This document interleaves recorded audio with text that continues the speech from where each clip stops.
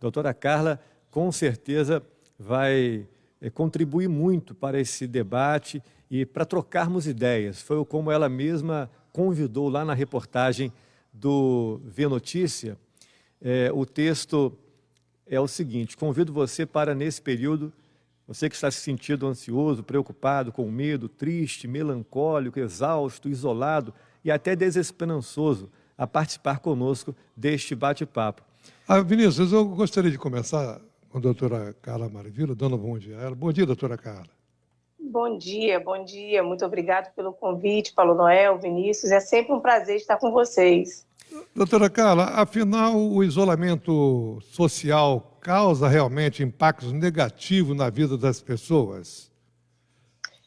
A gente precisa entender que nós não somos seres humanos, nós não somos seres para vivermos isoladamente, separadamente. Por mais que a situação hoje nos força a viver isoladamente, a gente ainda quer viver em conjunto, a gente ainda quer ter a nossa rotina. Se a gente parar para pensar, mesmo aquelas pessoas mais tímidas que vivem mais um pouco retirado dos grupos, elas têm o desejo de participar, de estar junto em família. A questão, Paulo Noel, do isolamento é algo forçado. E tudo que é forçado provoca uma queixa muito ruim dentro da gente, uma queixa de insatisfação. Essa insatisfação, mentalmente, ela pode, a longo prazo, essa incerteza que a pandemia nos oferece, a longo prazo, ela desestabiliza a nossa mente. A nossa mente começa a produzir questões de estresse, de ansiedade. Então, o isolamento realmente é algo que não é bom para o ser humano. É como se nós estivéssemos vivendo um cativeiro, né? Aliás, doutora Carla, eu tive um depoimento de uma comerciária, não aqui do município, mas internauta, que se comunicou com a rádio, que ela tinha uma rotina de trabalho, amanhecia o dia, levava o filho levava o filho ao colégio, voltava, ajeitava a casa, depois ia para o trabalho. Ela tinha uma rotina, de repente ela teve bloqueada essa rotina e ficou em casa, e ela teve 2 momentos que ela teve que procurar o posto de saúde com ansiedade muito alta e tiveram que, inclusive, dar medicação a ela para aliviar aquele sofrimento. Ela, por 2 vezes, ela procurou o neurologista. Isso tende a acontecer mesmo? Sim, tende a acontecer porque a gente precisa entender que, nesse momento agora, é um momento onde a gente está mudando totalmente a nossa rotina, não por opção, mas por uma obrigação, né, de prevenção. A gente tem que ser obrigado a ficar dentro de casa. Eu mesmo estou aqui consultando os meus pacientes dentro da minha casa, não estou indo para o consultório, e isso não é bom. Olha, veja, não é bom para mim, né, que entendo a questão mental. Imagine para os meus pacientes, imagine para essa mãe que ela tinha uma rotina, esse caso que você me traz, ela tinha uma rotina, ela sabia o que ela ia fazer amanhã e estava muito programado. Hoje ela precisa ser mãe, precisa ser professora, talvez esposa, dona de casa. Então, mudou de um dia para o outro sem ela fazer um registro de programação na mente dela. Não foi desejo dela, então há uma insatisfação. Mas a gente precisa aprender uma coisa. A pandemia ela veio como um adubo. Vamos pensar em uma plantação. Numa plantação, a gente coloca adubo para que a plantação, então, brote, né, cresça, floresça. A pandemia ela veio assim, para aquelas pessoas que já tinham uma ansiedade, já tinham um nível de estresse muito grande, ela veio como um adubo, ela coloca isso para florescer ainda mais. Então, é muito provável que essa ansiedade provoque uma desestabilização na glicose das pessoas, na pressão arterial das pessoas. Há um registro maior de pessoas procurando cardiologistas também nesse momento. Aí você falou de ansiedade, né, Paulo Noel? Essa pessoa já era ansiosa. Essa pessoa já tinha a noção de ter controle da situação e não aceitação. O que a gente precisa nesse momento da pandemia não é ter o controle da situação. As pessoas ansiosas, elas buscam muito isso. A gente precisa tentar relaxar e buscar a aceitação. Quando você e Vinícius estavam falando aí da prefeita pedindo o jejum e oração no próximo domingo, é um bom exemplo de que ela se coloca em uma situação onde ela percebe que ela precisa aceitar que ela precisa uma força além, porque ela não está no controle de tudo. Isso é saudável. Isso é saudável a gente pensar que a gente não está no controle das situações todas, entendeu? E a gente aceitar que a gente precisa, às vezes, cuidar do espiritual nesse momento é fundamental também. Pode Inclusive, falar, Paulo Carla, Noel. não, eu só queria cortar uma informação. A prefeita Francimara pediu um espaço para explicar e convidar as pessoas para esse ato que ela propôs. Então, ainda nesta edição do jornal São Francisco a Notícia, nós vamos ter uma entrevista com Francimara. Mas, doutora Carla, acredito que o Paulo Noel queira completar alguma coisa em relação a esse caso. É isso, Paulo Noel? Não, eu queria só completar, e nesses casos, essas pessoas que têm esse transtorno, que não estejam suportando esse momento, o ideal é ela se afastar de notícias ruins, por exemplo, imagens de pessoas sendo sepultadas, enterros, abertura de sepulturas. Como vem um canal de TV aí, explorando muito essa questão, ela deveria desligar a televisão? Desligar a televisão não, mas selecionar algumas notícias sim. Nesse momento de pandemia, a gente tem 3 grupos de pessoas. Nós temos o grupo do medo, nós temos o grupo de pessoas que estão aprendendo e nós temos o grupo de pessoas que estão crescendo. Eu vou definir cada um para você nesse momento. O grupo do medo são aquelas pessoas que estão estocando comidas, que fica direto na televisão, no rádio, nas redes sociais. Nós já tivemos, se eu não me engano, em 2012, depois posso até ver se realmente foi em 2012, que nós tivemos um surto do HN1. Só que nós não tivemos esse avanço de informação tão grande que nós temos hoje, esse acesso tão livre que nós temos dessas informações. Então, se a gente enche nossa mente, pensa que a nossa mente é uma caixa. Se a gente enche essa caixa só de notícias negativas, o que eu vou viver? Eu vou viver de notícias negativas. Então, quando eu for falar com meu filho, eu vou estar falando sobre o assunto, eu vou começar a divulgar o medo, divulgar essa tensão toda. E eu vou me influenciando cada vez mais de notícias ruins.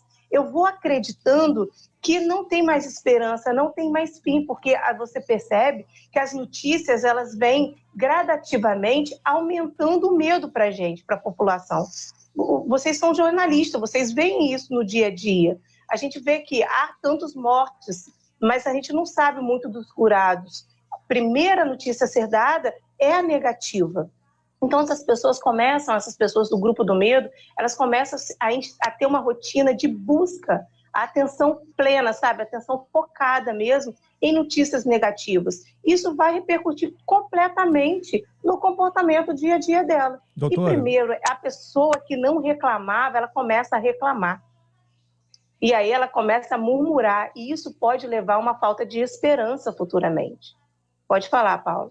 Vinícius, e com relação a esse grupo, que acredito que seja o mais preocupante, né, o grupo do medo, que exercícios e o que mudar na rotina para enfrentar esse momento difícil para todo mundo melhor? E gostaria que a senhora respondesse também que cuidados as pessoas que residem com essas pessoas mais sensíveis a essas dificuldades, ao medo, devem ter, né, de atenção quando se deparar com essas situações de murmurar, de reclamar, enfim. Quais sinais que as pessoas que convivem nesse seio familiar devem estar atentos para ajudar de alguma forma essa pessoa? Então, respondendo sua primeira pergunta, nós precisamos tentar manter uma rotina.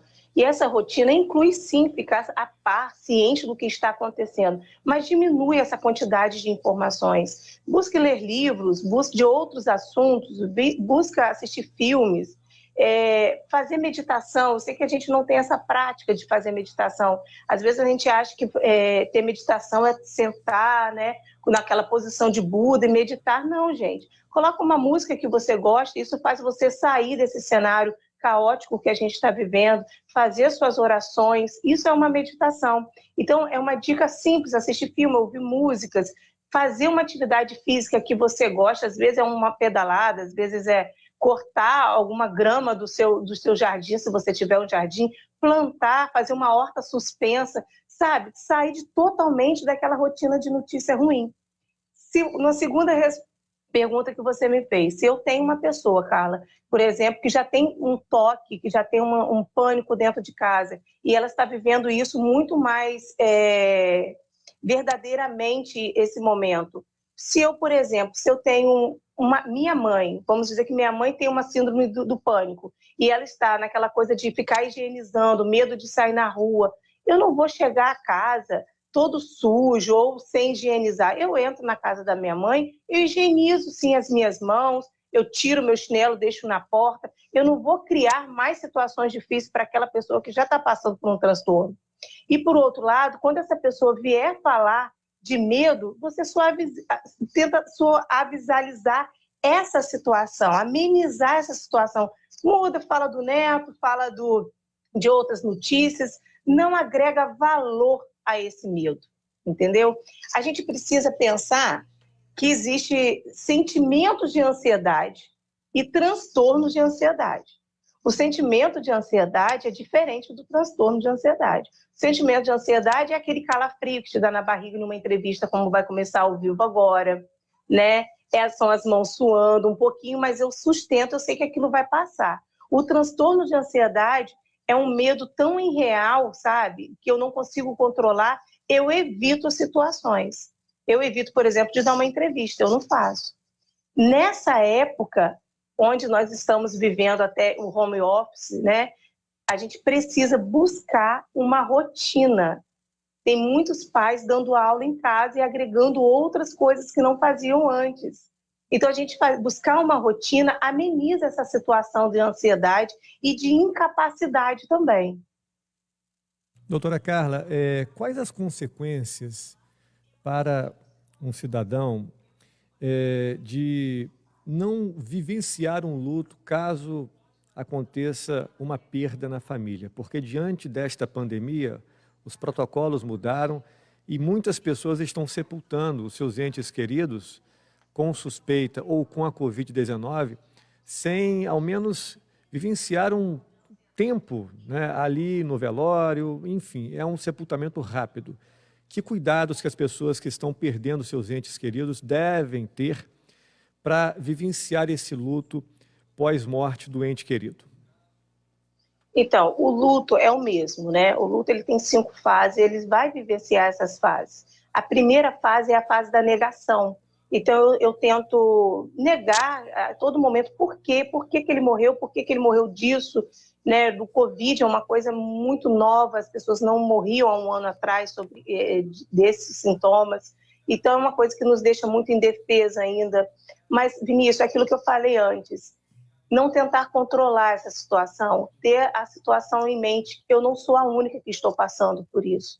Porque quando você se coloca em uma situação de que eu sou a única, o sofrimento é muito maior. Eu preciso entender que outras pessoas, outros grupos estão passando pela mesma situação. A morte é algo que ainda nos causa muitas reclamações, né? A gente murmura muito em relação à morte, mas a gente precisa buscar não comportamento de murmuração, mas o comportamento, às vezes, de falar para nossa mente mesmo, melhor do que ele ficasse sofrendo. São essas coisas ainda da mesma forma do outro luto. Entender que não é um momento realmente de fazer velórios. Doutora, com relação às tecnologias que estão aí para nos ajudar a estreitar os relacionamentos e diminuir um pouco a saudade, né? Pais, avós, irmãos, tios que estão sem poder se abraçar, sem poder ao menos sentar a uma mesa para conversar. Acredito que em seu consultório, nas conversas com seus pacientes, seja uma recomendação, né? Conversar, estar conectado com a outra pessoa por videochamadas é uma forma de ajudar um pouco a lidar com esse sofrimento, né? Sim, assim como a tecnologia tem a parte negativa desse bombardeio de informação, né? Tem a parte positiva que nos conecta, nos aproxima de pessoas distantes. Eu sempre falo, existem jogos online.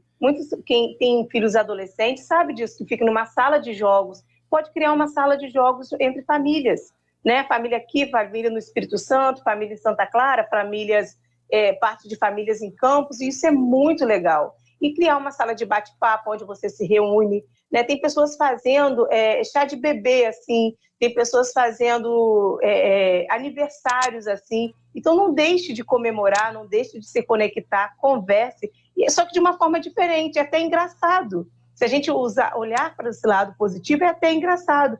Tem que usar e abusar, sim, de aplicativo de sala de reunião, aplicativo de chamada de vídeo, conversar mesmo. É uma forma de matar a saudade, sim. Doutora Carla, tem aumentado a procura a vocês psicólogos nesse período? Sim. A questão da terapia online, ela veio como... A princípio estava um tabu, né? As pessoas falam, eu prefiro voltar ao presencial, não, agora não vou voltar. Só que como isso se estendeu e nós não temos uma data para o retorno, as pessoas começaram a buscar a terapia online, porque elas entenderam que elas não poderiam ficar sem terapia, quem já estava em acompanhamento. E é muito bom, é a mesma técnica, né? Só não tem um abraço, o frente a frente ali do abraço, do contato físico. Então, está tendo um saldo muito positivo as terapias online e as buscas de novos pacientes, sim. Buscaram, foi aquilo que eu te falei, né? Está germinando dentro da população aquilo que estava incubado, a ansiedade, o medo, o estresse, a falta de esperança, tudo isso a pandemia veio como um adubo, então isso está crescendo na população. E é muito bom que a população se relacione com as suas emoções. Se você está vendo que é um medo e um medo não está passando, esse medo está fazendo com que você fique mais triste, que você não consiga dormir melhor, comece a ter insônia, ou é uma ansiedade que faz você ter compulsão por comer, você tem que buscar ajuda mesmo para que isso não piore ainda mais. E que ajuda? Um psicólogo. O psicólogo vai fazer uma avaliação, se não for só para ele vai indicar ou a um neuro, ou até mesmo um psiquiatra. A gente precisa tirar esse preconceito do psiquiatra e do psicólogo. Ainda muita gente busca o neuro como forma de tratar a mente. Só que o neuro ele vai tratar a mente se ele for uma questão do sistema nervoso central. Agora, se for uma questão de emoção da mente, da psique, é um psicólogo e um psiquiatra. A gente precisa ter essa diferença e as pessoas precisam buscar ajuda, assim como a gente busca uma ajuda para um ortopedista, para um oftalmologista. A nossa saúde mental, ela precisa ser tratada. Bom, algumas pessoas estão se manifestando lá no Facebook. Vamos atender aqui as pessoas. Bom dia, Carla Marvila, saudades de você. Tenho ótimas lembranças de quando meu filho fez tratamento com você lá na SMEC. Mensagem faz tempo. Da Alessandra Correia. Um abraço, Alessandra. Luciana Guimarães diz que, na verdade, já tenho depressão e isso tudo só agravou o meu estado. Tenho TAG. Sim. TAG seria o quê, doutora? Transtorno de ansiedade generalizada. Que é você primeiro, você se catastrofiza tudo vai dar errado, não vale a pena fazer, eu acabo procrastinando, e naquilo que eu quero fazer, eu acabo tentando ter perfeição. Então, a pessoa que é perfeccionista, ela está muito dentro do grupo do TAG, do transtorno de ansiedade generalizada. Ela começa a ser perfeccionista. Tudo que ela vai fazer tem que ser uma perfeição mirabolante. E aí, daqui a pouco, eu fico frustrada, eu acabo não realizando, porque eu tenho medo de não dar certo, de não ser daquele jeito. Então, TAG, por exemplo, a fobia social é uma coisa específica. Eu tenho medo de estar no meio de muita gente. Né? Fobia de andar de elevador é uma fobia específica. A ansiedade generalizada, ela paralisa o ser humano para fazer muitas coisas, porque ela tem medo de tudo. E, primeiro, ela se acha muito defeituosa também. O Jorge Lúcio Ferreira pede para perguntar se este momento de medo e ansiedade provoca alteração na pressão arterial. Com certeza, porque você imagina que os níveis de adrenalina no seu corpo, ele é muito maior. O medo, quando a gente está de frente com uma situação que nos dá medo, o que acontece com o nosso corpo? O nosso corpo, ele começa a circulação sanguínea aumenta muito mais. Se está aumentando a circulação sanguínea, os batimentos cardíacos, com certeza. Então, isso pode aumentar a pressão, sim. por uma questão biológica do corpo da gente. Doutora Carla, além das perguntas, alguns comentários enaltecendo o trabalho da senhora. São Francisco é um pessoal que eu amo demais. Foi aqui que eu comecei a minha carreira. Eu sou daqui, eu amo todos vocês. Maria Luísa Batista, matéria excelente para o momento em que vivemos. Clíce Coutinho, excelente reportagem. Informação é tudo, principalmente com a competência da doutora Carla Marvila. Bom, que coisa boa. A Silvana Silva diz que estão aí para... estão aí para eu estou sem andar, mas minha perna não funciona. Ficou confuso o texto. Mas ela está comentando aqui que ela tem problemas, que não, na cabeça dela a mente não conduz as pernas, eu fico muito nervosa, inclusive não tem sono. Você imagina, doutora, ela no texto dela aqui meio confuso, mas dá para você interpretar que ela está fazendo uma confusão mental muito grande também, né? Com a pandemia. Na verdade, o que acontece? O medo, ele paralisa, sim, os membros da gente. O que é o medo? O medo vem na cabeça da gente que para porque você está correndo um grande perigo. E muitas das pessoas, quando elas sentem assim, elas realmente não andam. Elas paralisam os membros, principalmente os membros inferiores. Então, olha só, olha como a mente da gente que comanda o nosso corpo. Às vezes a gente fica muito preocupado, né? Aí a gente vai procurar um ortopedista, e tem que procurar mesmo. Aí o ortopedista fala, olha, a sua ansiedade está te paralisando.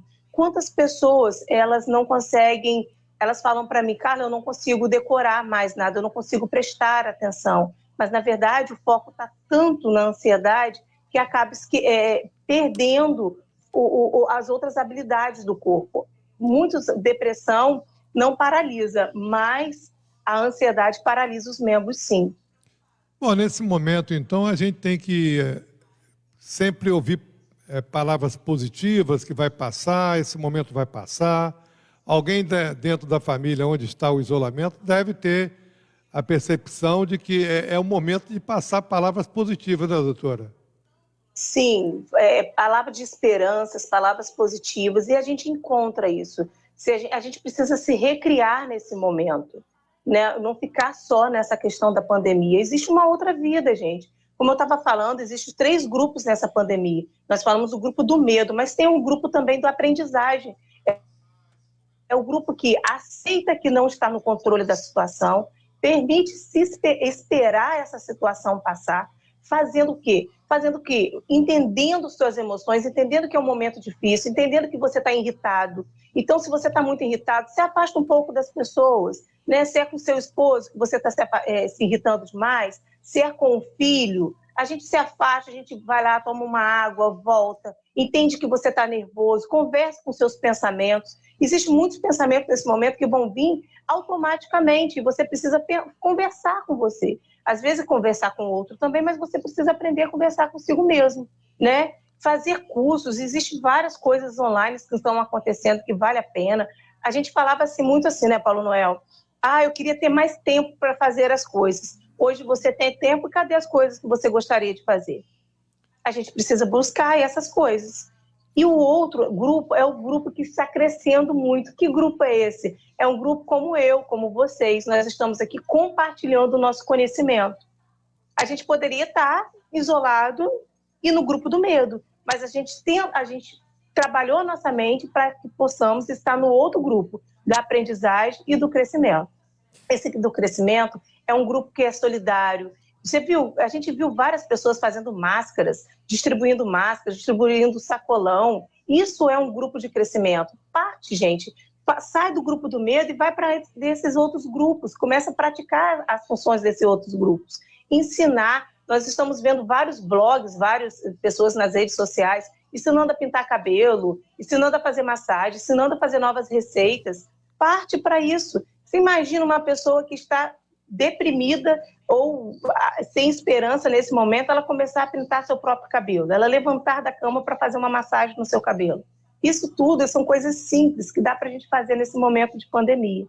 E o melhor, gente, a gente precisa focar no futuro. Sai um pouquinho do presente, foca no futuro, imagina ano que vem fazendo alguma coisa diferente, estudando. Pode falar, Paulo Noel. Não, a senhora está falando em tarefas, procurar fazer alguma coisa, né?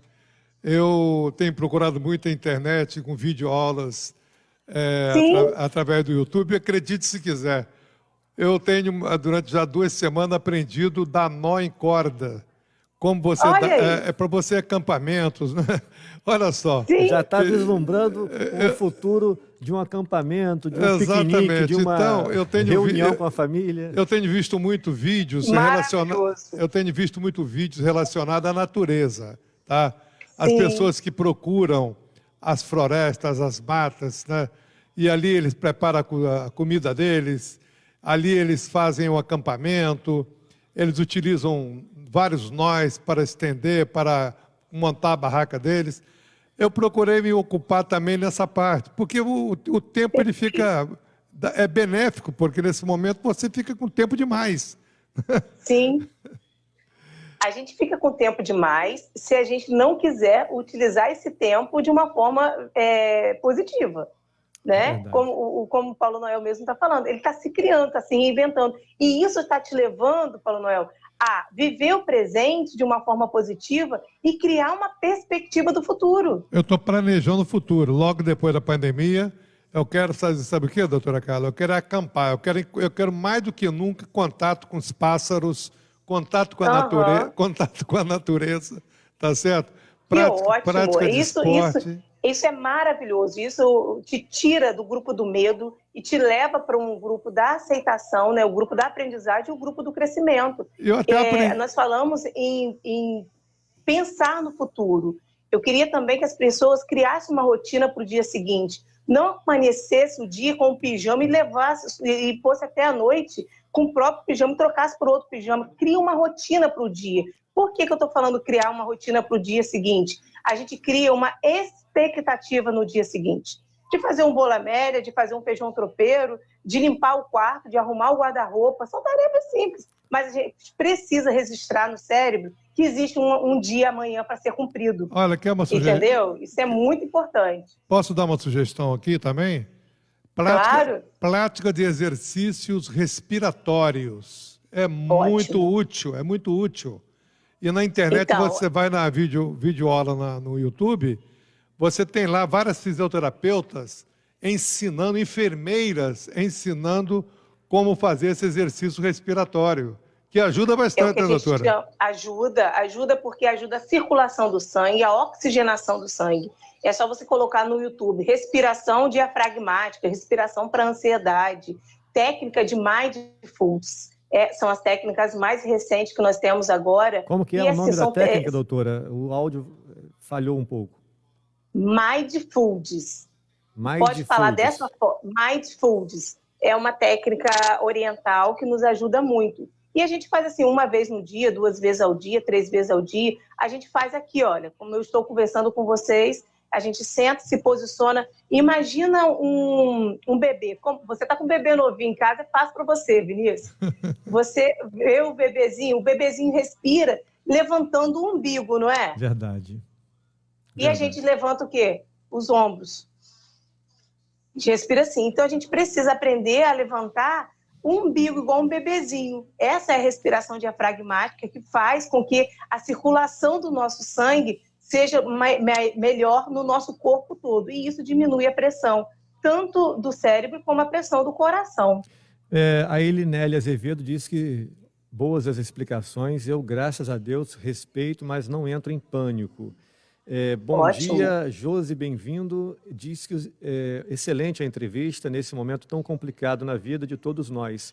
Querida Carla, super amiga e uma ótima profissional, ajudou muito o Cauã num momento de ansiedade aguda. Verdade. A Jocinex, sobrinha linda, aprendo muito com você, minha linda, te amo. Obrigada, tia. Tadeu Santos, grande abraço, doutora Carla, saudade. Lucimara Ribeiro, uma excelente profissional, um ser humano com um coração enorme, linda por dentro e por fora. Deus te abençoe sempre. Lucimara que Amém. mandou essa mensagem. O João de Deus diz que está assistindo, parabéns, muito bom o programa. E o Erivelton Gonçalves, o Júnior, taxista, bom dia, graças a Deus, passei 35 dias sem trabalhar, sorte foi o pedal. Olha, muitas pessoas praticando atividades físicas também, né? Vinícius, doutora, se reinventar é a saída, pois não? Jucirlei Miranda está dizendo aqui, vivendo dias diferentes, aprendendo muito depois dos momentos difíceis no início da pandemia. Me ajudou muito o curso de orquídeas. Aí, viu? A gente precisa, né, passar do medo para a aprendizagem. Isso é ótimo, isso vai fazer a gente crescer. O Gleidson Junqueira, que é pastor, diz que emprega a técnica respiratória também no canto. Gleidson Junqueira, cantor e pastor. E por fim, doutora, a gente está chegando ao final, tem uma mensagem aqui de uma pessoa muito especial na vida da senhora. Olha a surpresa, gente, olha o coração, hein? Dona Jodisneia Marvila diz o seguinte: parabéns, filha, pelo seu talento. Eu tenho muito orgulho de ser sua mãe. Te amo. Doutora Carla, muito obrigado, tá? Muito obrigado por essa entrevista. Um bom dia para a senhora. Deixa ela fazer as considerações finais, doutora. Principalmente depois desse elogio da sua mãe, né? Eu quero agradecer primeiramente a Deus por ter me presenteado com a profissão que eu tenho. Eu trabalho realmente com muito amor, com muita dedicação. Eu quero agradecer a minha mãe, é claro, que ela foi escrevendo, os primeiros capítulos da minha história foram escritos com ela, né? E através dela. Eu quero agradecer a todos os meus pacientes, todos os meus amigos. É sempre muito bom estar com vocês, é sempre muito bom poder ajudá-los. Eu estou aqui à disposição. Muitas pessoas têm minhas redes sociais, meu telefone, meu WhatsApp. Qualquer pessoa que está assistindo esse programa tiver alguma dificuldade, não hesite em pedir uma ajuda. Eu estou aqui para ajudar mesmo. Tá bom? Muito obrigada, Vinícius, Paulo Noel. Parabéns a vocês por abrir esse canal para ajudar as pessoas. Nesse momento de pandemia, é muito bom que sejamos solidários e passar nosso conhecimento para pessoas que estão precisando. Muitas vezes, nesse momento, nós estamos levantando uma pessoa da cama. Então, esse é o nosso objetivo, de levar vida para as pessoas que estão apagando as suas. Doutora, muito obrigado. Um abraço e até a próxima. Um abraço. Obrigado. Um abraço, até a próxima. Tchau. Tchau, tchau. Aí conversamos com a psicóloga Carla Marvila, que nos deu o prazer desta aula de psicologia, né?